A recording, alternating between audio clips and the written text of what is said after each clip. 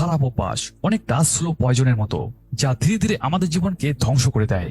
প্রত্যেক মানুষের মধ্যেই কম বেশি খারাপ অভ্যাস থাকে, তবে শুরুতেই আমরা এর প্রভাব তেমন একটা বুঝতে পারি না। কিন্তু যখন আমরা ধীরে ধীরে এর প্রতি আসক্তি হয়ে পড়ি, তখনই আমাদের লাইফে শুরু হয় এক বড় সর্বনাশ।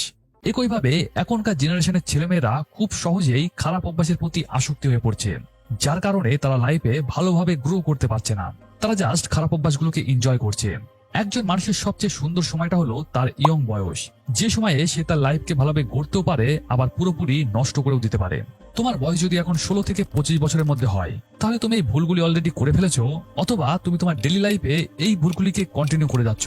আর সময় থাকতে তুমি যদি এই ভুলগুলিকে শুধরাতে না পারো, তাহলে সারা জীবন আফসোস করা ছাড়া তোমার কাছে আর কিছুই থাকবে না। তাই আজকের ভিডিওটিতে আমি তোমাদের সাথে এমন কিছু খারাপ অভ্যাস নিয়ে আলোচনা করব, যার 1%ও তুমি যদি রেগুলার শুধরানোর চেষ্টা করো, তাহলে বছর শেষে তোমার কাছে 0% খারাপ অভ্যাস থাকবে। চলো তাহলে জেনে নেওয়া যাক সেই খারাপ অভ্যাসগুলি কি কি। নাম্বার 1, নিজের কাজ বাদ দিয়ে অন্যের ব্যাপারে নাক গলানো। তোমার লাইফে কি চলছে সেটা তোমার কাছে ইম্পর্টেন্ট না, কিন্তু অন্যের লাইফে কি চলছে তা জানার জন্য তোমাকে সকল সময় নাক গলাতে হবে। তার জন্য যদি নিজের সময়কে বরবাদ করতে হয়, তাহলে তুমি তাও করবে, কারণ তুমি তো লোকেদের ঠেকা নিয়ে রেখেছো। লোকেরা তোমাকে গুরুত্ব দিক বা না দিক, তোমাকে তো সবাইকেই গুরুত্ব দিতে হবে। লোকেদের কাজ করার জন্য যদি নিজের কাজকেও বাদ দিতে হয়, তাহলে তুমি তাও করবে, কারণ তুমি এখন ইয়ং, তোমার হাতে এখন প্রচুর সময় আছে। এইরকম চিন্তা ভাবনা যদি তোমার মধ্যে থাকে, তাহলে তা পরিবর্তন করতে হবে, কারণ লোকেদের খুশি করে তুমি নিজে কখনোই সুখী হতে পারবে না, আর তুমি সবাইকেই খুশি রাখতে পারবে না। এটা হলো সেই দুনিয়া যেখানে তোমার যদি কোনো ক্ষতি হয়ে যায়, তাতে লোকের কোনো যায় আসবে না। তাই একটু স্বার্থপরতার সাথে চলতে শেখো। অন্যের উপকার করতে গিয়ে নিজের ক্ষতি করো না। নিজের ভালো হওয়ার উপর অন্যদের ফায়দা নিতে দিও না, যাতে যে কেউ এসে তোমার জীবনকে খারাপ করে দিয়ে চলে যেতে পারে। তাই একটু স্বার্থপর হও, নিজের সম্পর্কে ভাবো, নিজের সময়কে নিজের কাজে ব্যবহার করো, তারপরে অন্যের কাজ। তুমি লাইফে সফল হলে লোকেরা তবেই তোমাকে মানবে, আর যদি না হও, তাহলে ভিড়ের মধ্যেই হারিয়ে যাবে। নাম্বার 2, জীবনের লক্ষ্য নির্ধারণ না করা। আজকালকার 80% যুবক এটাই জানে না যে তাদের জীবনের লক্ষ্য কি, তারা জীবনে কি করতে চায়। তারা জাস্ট এটাই ভাবছে যে তাদের হাতে এখন প্রচুর সময়, সুতরাং টেনশন নেওয়ার কোনো প্রয়োজন নেই, তার যা ভালো লাগবে সে সেটাই করবে। কিন্তু তার এই রকম চিন্তা ভাবনায় তার জীবনকে একটু একটু করে ধ্বংসের পথে ঠেলে দিচ্ছে।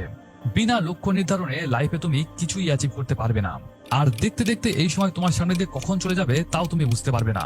তখন তুমি এটাই বলবে, যদি তখন আমি ওই কাজটি করতাম, তাহলে আজ আমার এই অবস্থা হতো না।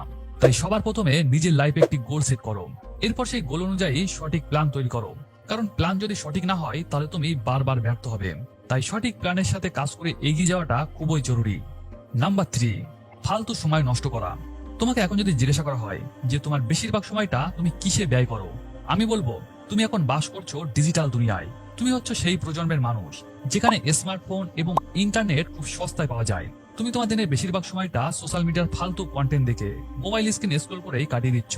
যেখানে আজ একজন যুবককে ফিটনেস, পড়াশোনা, এক্সাম প্রিপারেশন, ভালো জব অথবা স্টার্টআপ খোলার জন্য নিজেকে তৈরি করা উচিত, সেখানে তার এভাবে বিনা উদ্দেশ্যে সময় নষ্ট করা চলে না। লক্ষ্যহীন হয়ে বন্ধুদের সাথে ফালতু আড্ডা বা এদিক ওদিক ঘোরার কোনো মানে হয় না। এইরকম ফালতু সময় নষ্ট করার অভ্যাস যদি তোমার মধ্যে থাকে, তাহলে তোমাকে তা অবশ্যই পরিবর্তন করতে হবে। তোমার নিজের লাইফের গুরুত্বকে বুঝতে হবে, তোমার জন্য কোনটি সঠিক এবং কোনটি নয় সেটা জানতে হবে। এইভাবে সোশ্যাল মিডিয়ার ফালতু কন্টেন্ট দেখে অথবা ছবি পোস্ট করে তুমি লাইফে কখনোই সফল হতে পারবে না। ইন্টারনেটে সেই কন্টেন্টটি দেখো যা তোমার কেরিয়ার করতে, নিজের লাইফের প্রোডাক্টিভিটি বাড়াতে এবং ভালো কিছু শিখতে সাহায্য করে। নাম্বার 4, অলসতা। আজকালকার ছেলেমেয়েরা মোবাইলের প্রতি এতটাই আসক্ত হয়ে পড়েছে, যেখানে তাদের একটা মুহূর্ত মোবাইল ছাড়া চলেই না। তা তাদের ফুল এনার্জি এভাবেই মোবাইল স্ক্রিনে স্ক্রল করেই নষ্ট করছে। এরপর কোনো প্রোডাক্টিভিটি কাজ বা পড়াশোনা করার সময় তারা প্রচন্ড আলসেমি ফিল করছে। তারা জাস্ট শুয়ে বসেই স্বপ্ন দেখছে, কিন্তু ওই স্বপ্নকে বাস্তবে পরিণত করার জন্য তাদের যে কাজগুলি করা উচিত তার সে কিছুই করছে না। তুমি যদি এই অভ্যাসের কবলে পড়ো, তাহলে জীবনে কখনোই তুমি সফল হতে পারবে না। এমনকি তুমি তোমার ডেইলি লাইফের ছোট ছোট কাজগুলি করার সময়ও প্রচন্ড বিরক্ত ফিল করবে। তাই এতটাও আলসে হয়েও না যে তোমার যৌবনকালটা ঘুমের মধ্যে কেটে যায়। তোমার এখন ইয়ং বয়স, তোমার মধ্যে এখন যে এনার্জি লেভেল সেটা টপ লেভেলে আছে। তাই তোমাকে যা করতে হবে এই বয়সেই করতে হবে। এই বয়স চলে গেলে তোমার মধ্যে সেই ক্ষমতা, সেই জোশ আর থাকবে না। তাই আজই নিজের অলসতা ত্যাগ করে পরিশ্রম করার অভ্যাস গড়ে তোলো। এবং নাম্বার 5, আজকের কাজকে আগামীকালের উপর ছেড়ে দেওয়া। এই অভ্যাসটি শুধু আমাদের ইয়ং জেনারেশনের মধ্যেই নয়, সমস্ত প্রকার বয়সের মানুষের মধ্যেই দেখা যায়। আজকে আর কাজ করতে ভালো লাগছে না, কাল ঠিক করব, পরীক্ষার এখনো তো 2 মাস বাকি, ও ঠিক করে নেবো, আজকেই তো পড়ার টাইম টেবিল তৈরি করলাম, কাল থেকে ঠিক এইভাবেই পড়াশোনা করব। এই আজকের কাজকে আগামীকালের উপর ছেড়ে দেওয়ার অভ্যাস, এটা যে কতটা ভয়ঙ্কর ভাবে তোমার জীবনকে নষ্ট করে দিতে পারে তার কোনো আইডিয়া নেই।